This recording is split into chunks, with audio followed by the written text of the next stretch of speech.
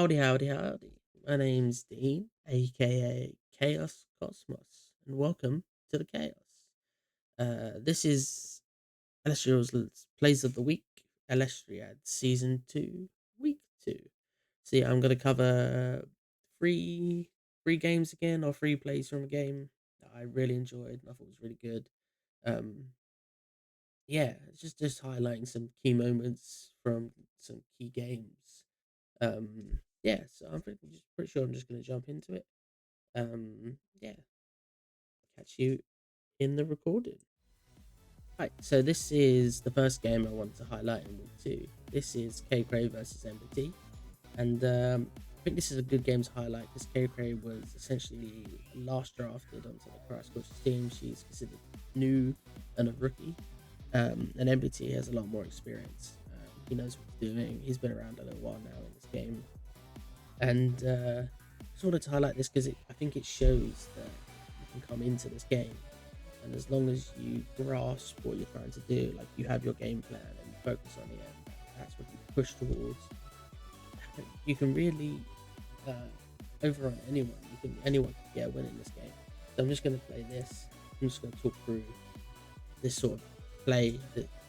Spoilers if you don't want to see the ending of this game. I'm going to show the ending of this game. I think it's vital.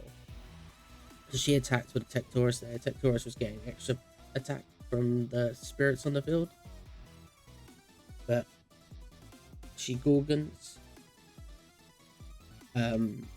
Gorgons the Tech Taurus, which means that he loses his spirits buff, which means he'll be destroyed because he's lower power than Tech Taurus. So it was gonna clash, but not in this case because Gorgon suppressed that ability. Suppression is going to be massive in the coming up sets, and essentially Toxion then destroys it in the battle step. But he casts out Astro Rabbit here, sends himself down to 0 spirits, but you can see the spirit difference between K Cray and MBT. MBT's pushing, but he's out of resources almost now. It's just the spirits on board. K Cray has quite a lot of advantage here. She just essentially needs to find a way to out the 2 spirits on board, and with only 1 face down and 2 spirits, it's quite hard. So she drops the laurels, which is massive here with the 2 spirit advantage. She can pop the rabbit, and then it means he just needs to out the Toxion. And if he outs the Toxion, she outs the Toxion, apologies, then that's it. That's pretty much it. So we get the Ambrosia going in. You can see MBT, if you could see MBT right now, he's sweating. He's crouching in the back of his neck. And she's dropping a Demeter down here. She's the embodiment of Demeter in this tournament. There's an Earthquake. That is game. And it just shows that even as a rookie caster in this tournament, if you truly embody your spirit, you can beat even MBT. So yeah, I just wanted to highlight that. I think it's really good. Check out all of the games in the Elestriad because there are some wicked ones from K Cray and MBT. I'm going to move on to my next game.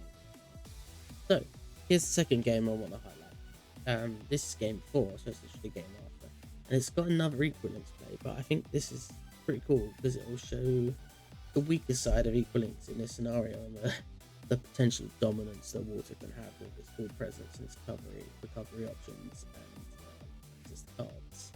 I like Eruption even in the water deck. I'm just going to click play here because it will highlight just how good and bad Equalinx can be.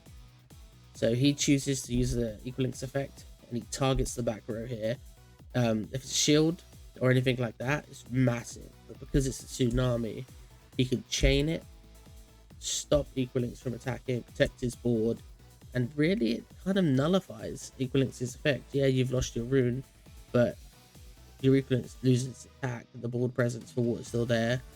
He drops a Tagua next turn, gets the recovery. The Drakra, when it receives the Water Spirit, it gains 2 from the Underworld. This is on receive, so that means you can Nexus to this and continuously spam this ability. Very, very good. Galaxy switchbacks to attack.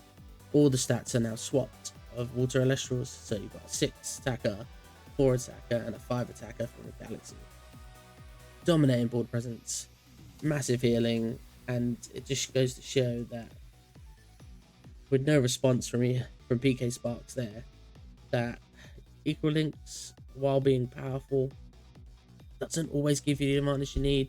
And as long as you can control that board presence with cards like Tsunami, then you're always going to have a massive advantage. And I just love this play because it shows how to protect your board, play your cards at the right time, and just how big Tsunami can be, even in a scenario where you're facing down one Elestral. The entire game would have flipped if that attack had gone through. So yeah, I just want to highlight that. Matt Shea, great play there. PK Sparks, love this guy. Some of his deck builds in this tournament were amazing to see.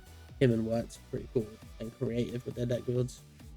So they're definitely ones to keep watching. I'm just gonna end it there. Like I said, I'm gonna try to keep these quick, short, and sweet. But yeah, just highlighting some key plays I enjoyed, and I thought that was a pretty cool highlight. So we're gonna jump on to the next. So this is my third and fun highlight from week 2 of the Elestriad season 2. This is game 5, so it's one game after the other, and this is a bit of a frost will throw. So I guess I wanted to highlight this game because really it highlights Keon and Frost from the Frost Hawk, the baby of this set, I guess, with a little Frigid Cup there. So yeah, this is not going to be a spectacular play per se. Pokeaim's trying to do some sneaky plays in this game with Eruptions, and it's a burn deck. But I just wanted to highlight Keon, the Divine of Frost, and what she can do. So if we see this, so Frigid Cup here is Nexus in 1, and this allows when Frigid Cup Nexus is like this, it allows you to bring back spirits from the underbottom and onto Frigid Cup. So here it drops Mano Borealis, the Stadium for Frost, and this Frigid Cup is now massive. It's got 3 spirits on it. It's buffed up to 7 because of the Boreas, and yeah, just the Nexus in power of the Divines are amazing. I'm just gonna get the Gorgon Gaze, which stop the attack, but that's fine. I'm just gonna jump ahead a little bit because I believe we see Aspira use Keon's effect a little bit down the line, building that board presence, dropping the Cryoburn, sends in sends into the Cryoburn when the Cryo form has 7 or more attack, so 7 attack, 6 attack, I think it is. But essentially he used Emphyrix to cast the second one out, which is a special cast, and you get this massive board presence. This is the Cryoburn sort of onslaught that can be done with this deck. It was kind of the main Frostfall build, the aggressive Frost deck. But yeah, I just kind of wanted to highlight that the Divine and the Keons, and what it enables to do, kind of like all the Divines.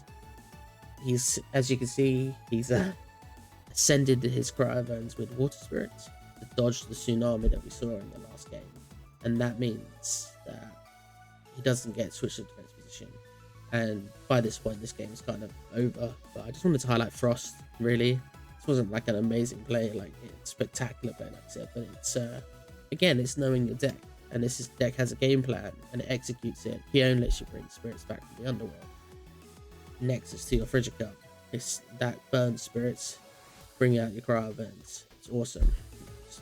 I like the statue Keon. Brilliant. So yeah, I just wanted to highlight that. This is game 3. Yeah, this is it for week 2. Yeah, that's it for week 2. Like I said, early games, people are just filling each other out. The games are just like bouncing back and forth. Everyone's leaning into the elements that they drafted.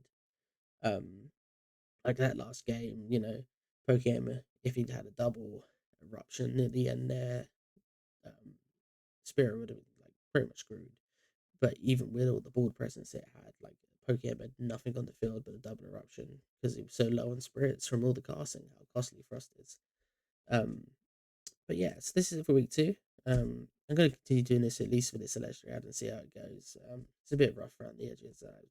Kind of just winging it and just talking about how I feel, what I enjoyed. Not really structured. That's kind of what I was going for. But yeah, This has been Elestrals Plays of the Week, Elestriad Season 2. Enjoy the chaos. Catch you later.